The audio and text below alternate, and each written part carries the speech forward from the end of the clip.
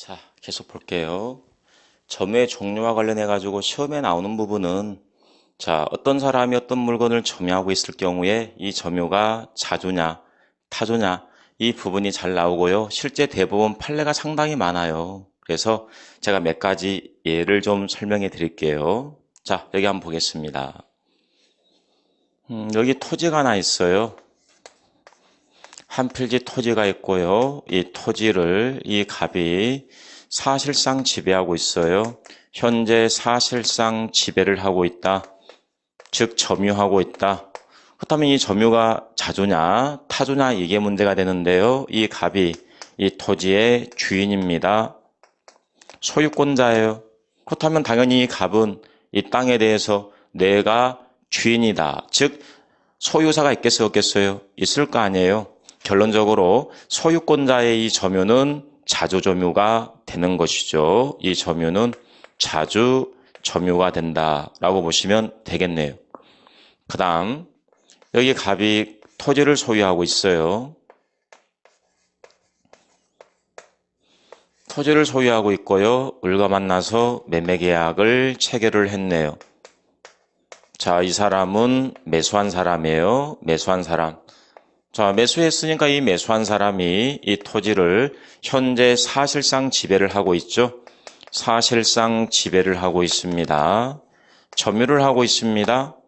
그렇다면 이 점유가 자주냐 아니면 타주냐. 자, 이게 문제가 되는데요. 매수인 앞으로 등기를 했을 때 매수인 앞으로 등기를 아직 안 했을 때 한번 볼까요? 자, 일단 이 매수한 사람 있잖아요. 이 토지를 사실상 지배하고 있습니다. 소유사가 있어요 없어요? 소유사가 있을 거 아니에요? 따라서 이 점유는 뭐가 된다? 자주 점유가 되는 거죠. 자, 그렇다면 이거 한번 해볼까요? 자, 이 우리 토지를 매수했어요. 매수했는데 등기는 안 되어 있습니다.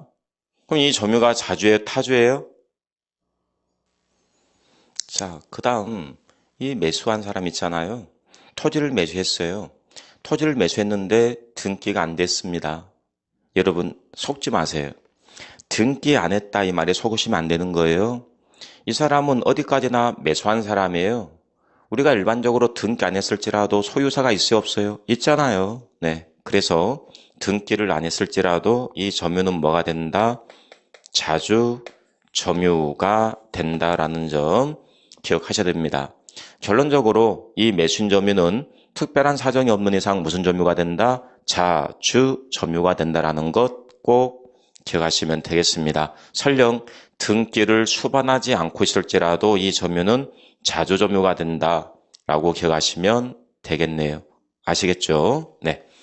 자, 그 다음 이렇게 좀 보겠습니다.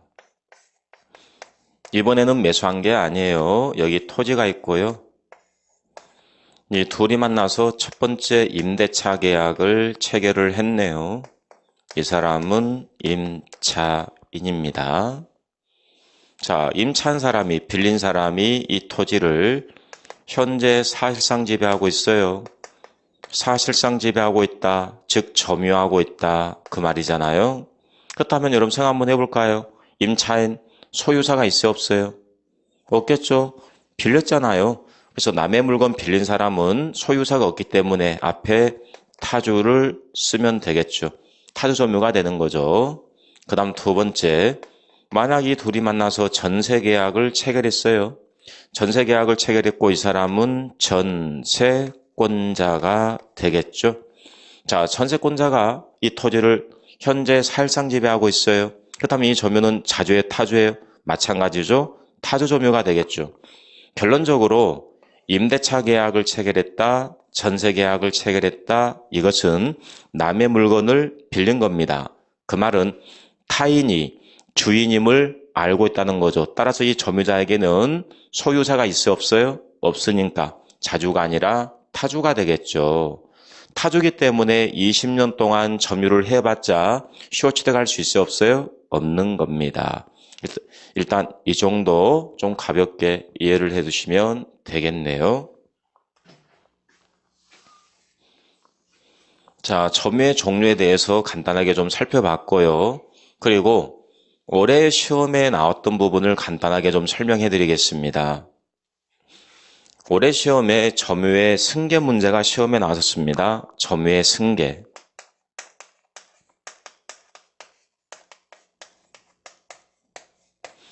점유의 승계 문제가 나왔는데요. 이런 경우 한번 생각하시면 되겠네요. 여기 토지가 있어요.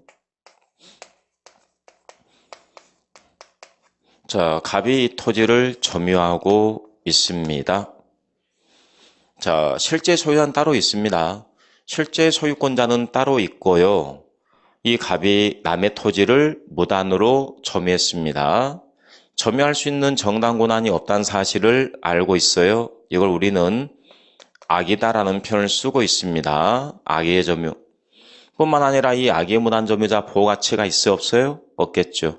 따라서 이 점유는 자주의 타주예요? 타주가 되는 겁니다. 소유사가 없습니다. 그래서 이거를 우리는 이 점유에 하자가 있다라는 표현을 쓰고 있어요. 그리고 이제 갑이 점유를 하고 있다가 을에게 점유를 넘긴 거예요.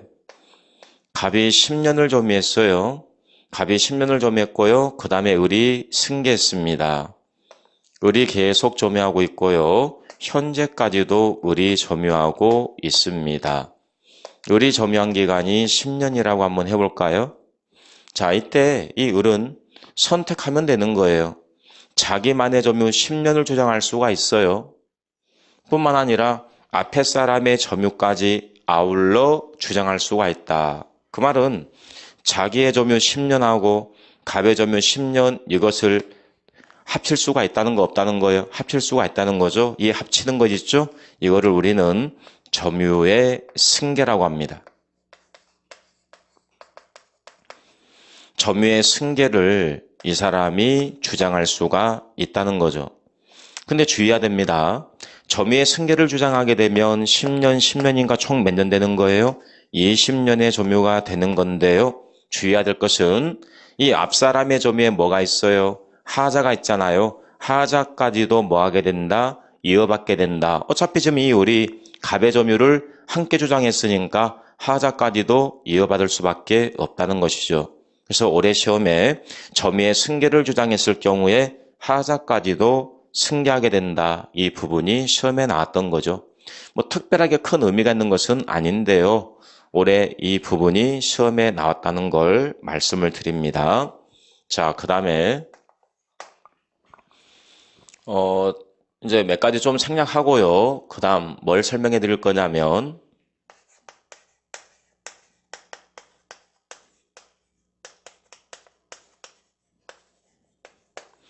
점유보호청구권이라는 게 있어요. 점유보호청구권. 자, 옆에 자, 이렇게 쓰면 되겠네요. 물권적 청구권이라고 쓰면 되겠습니다. 우리가 물권적 청구권 공부했잖아요. 물권적 청구권이라는 것은 물권이 있습니다. 근데 이 물권이 타인에 의해서 침해를 받았습니다. 이 경우에 나에게 돌려달라 청구할 수 있어요? 없어요? 있잖아요. 쉬운 예를 한번 들어볼까요? 여기 갑이 있어요. 자, 이게 토지를 소유하고 있고요. 이 사람이 토지의 소유권자예요. 소유권자입니다. 근데 이 을이 토지를 무단 점유를 했잖아요. 무단 점유했다라고 한다면 갑은 을에 의해서 소유권이란 물권이 침해받았으니까 갑은 을을 상대로 해서 토지 반환 청구할 수 있어요? 없어요? 있는 겁니다. 이게 바로 소유권에 의한 물권호 청구권이잖아요. 그래서 만약에 갑이 점유권이 있다.